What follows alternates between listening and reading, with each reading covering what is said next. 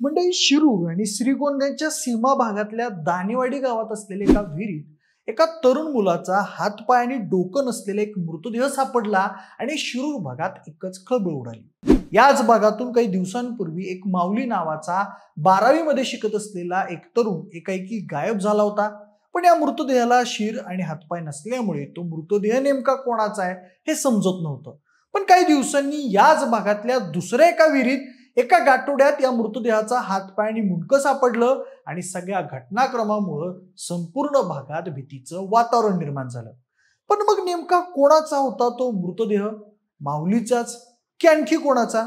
पुण्याच्या शिरूरमध्ये इतक्या क्रूरपणे नेमकी कोणाची व का हत्या करण्यात आली आहे? नेमकं प्रकरण काय? सगळंच पाहूयात या व्हिडिओच्या माध्यमातून। नमस्कार, मी प्रथमेश आणि तुम्ही पाहताय विशेष दानेवाडी।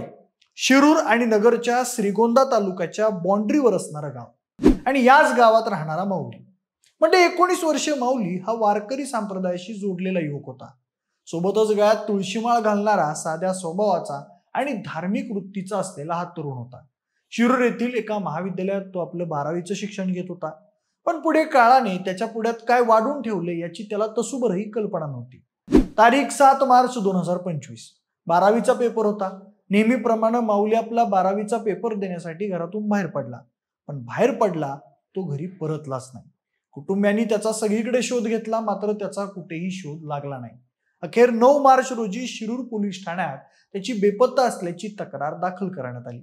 म्हणूनच मग पोलिसांनी देखील सदर व्यक्तीची शोधाशोध केली। तेव्हा पोलिसांना 12 मार्च दिवशी याच गावच्या हद्दीतल्या एका विहिरीत एका 19 वर्षीय मुलाचा मृतदेह सापडला।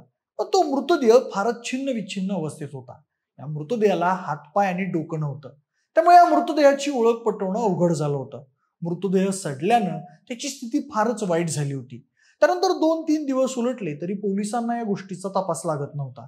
म्हणून मग दानेवाडी ग्रामस्थांनी पोलीस स्टेशन बाहेर ठिय्या आंदोलन केलं। सामाजिक कार्यकर्ते दौलत चितोळे यांनी पीडित कुटुंबाची भेट घेतली आणि पोलीस प्रशासन सहकार्य करत नाही, दुसऱ्या बाजूच्या विहिरीत तपासणी करावी अशी मागणी केली। त्यावर बेलवडी पोलिसांनी सांगितलं की आम्हाला आपत्ती व्यवस्थापन टीम भेटत नाहीये, ती फक्त नैसर्गिक आपत्ती आल्यावरच येते। त्यावर दौलत चितोळे यांनी स्वतःची 22 जणांची आपत्ती व्यवस्थापन टीम घटनास्थळी पाठवली।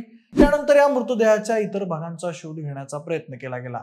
तेव्हा 15 मार्च रोजी शेजारच्याच दुसऱ्या विहिरीत या मृतदेहाचे डोके, हात आणि पाय सापडले।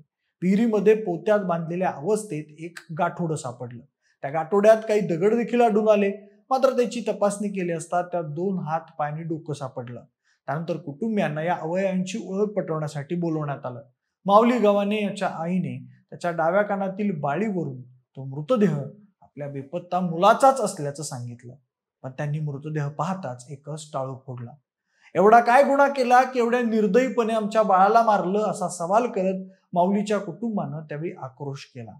यानंतर आता या निर्गुण हत्येचा तपास लवकरात लवकर करावा अशी मागणी दानेवाडी ग्रामस्थ आणि सकल गोपाळ समाजाने केली आहे। अन्यथा नगर पुणे महामार्गावर रास्ता रोको आंदोलन करणार असल्याचा इशारा ग्रामस्थांनी दिलाय। स्थानिक पोलिसांवर आमचा विश्वास नाही, या घटनेचा तपास CID कडे वर्ग करावा अशी मागणी देखील यावेळी माऊलीच्या आई वडील आणि नातेवाईकांनी केली आहे। मंडई, श्रीगोंद्याच्या दानेवाडी इथं विहिरीत आढळलेल्या मृतदेहाला शिर, 2 हात, 1 पाय नाही। त्यामुळे पोलिसांना या प्रकरणाच्या तपासात सुरुवातीच्या काळात स्पष्ट दिशा मिळत नव्हती। मृतदेहाची ओळख निश्चित करण्यासाठी माऊली गव्हाणे यांचे वडील सतीश गव्हाणे यांची शुक्रवारी वैद्यकीय टीमकडून DNA चाचणी देखील घेण्यात आली होती। म्हणजे जेव्हा मृतदेहाचे हातपाय सापडत नव्हते तेव्हा मृतदेहाच्या कमरेला 2 पदरी करदोटा होता। त्यामुळे हा मृतदेह माऊली गव्हाणे याचा असावा असा संशय पोलिसांना सुरुवातीलाच आला होता। बुधवारी सकाळी विहिरीतून मृतदेह बाहेर काढल्यानंतर पोलिसांनी स्थानिकांच्या मदतीने विहिरीतील पाणी उपसा सुरू केला होता। नदी पात्र जवळ असल्याने विहिरीतील पाणी उपसताना पोलिसांना यावेळी प्रचंड कसरत देखील करावी लागली होती। रात्रभर विहिरीतून पाणी उपसा सुरू होता। दानेवाडीतील या प्रकारानंतर आता अहिल्यानगर आणि पुणे जिल्ह्यातील स्थानिक गुन्हे शाखेच्या पथकाने शिरूर तालुक्यातून 6 संशयित जणांना ताब्यात घेतलाय, अशी माहिती पोलीस उपअधीक्षक विवेकानंद वाखारे यांनी दिली आहे। मंडई, मैताचे शिर, हात, पाय हे झाडे कट करण्याच्या स्वयंचलित कटरने कट केले असावेत असं प्रत्यक्षदर्शींनी दिसतंय। त्यामुळे दानेवाडी येथील ग्रामस्थांबरोबरच पोलीसही सुन्न झाले आहेत। माऊली गव्हाणे हा शिरूर येथील सिटी बोरा कॉलेजमध्ये 12वीत शिक्षण घेत होता। 6 महिन्यांपूर्वी त्याचं कॉलेजमधल्या मित्रांशी भांडण झालं होतं. ही भांडणं कशावरून आणि कुणाशी झाली याचाही तपास आता पोलीस करणार आहेत. त्यातून काही माहिती समोर येईल का हे पाहणं आता गरजेचं आहे. याशिवाय माऊलीच्या बेपत्ता झाल्यानंतर त्याच्या बँक खात्यातून तब्बल 50,000 रुपयांची आर्थिक देवाणघेवाण झाल्याची चर्चा आहे. मात्र पोलिसांकडून याबाबत अधिकृत दुजोरा मिळालेला नाही. विशेष म्हणजे त्याचा मोबाईल अद्याप सापडलेला नाहीये.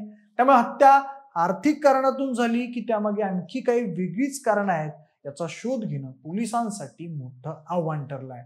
हा खून वैयक्तिक वैमनस्यातून झाला की यामागे काही आर्थिक व्यवहारांचा संबंध आहे हे अद्याप मात्र स्पष्ट झालेलं नाही. पोलिसांनी तपासाचा वेग वाढवला असला तरी हत्येच्या कारणांचा ठोस शोध लागलेला नाही.